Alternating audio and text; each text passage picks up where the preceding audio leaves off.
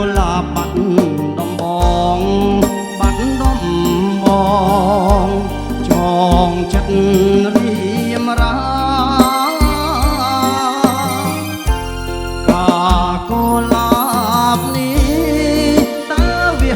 ស្នាបេះប្រគល់ឲ្យទេអ្នកណាប្រគល់ជាគូសង្សារគូសង្សារអ្នកណាមានភព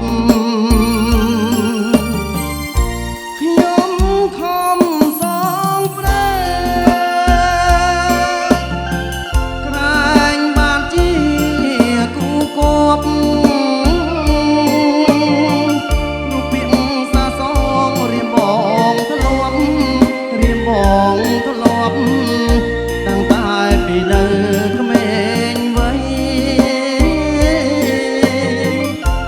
កាកុលាបសបងសូមអង្គកុំប្រកលអ្នកដតីអាសូរចិត្តរៀ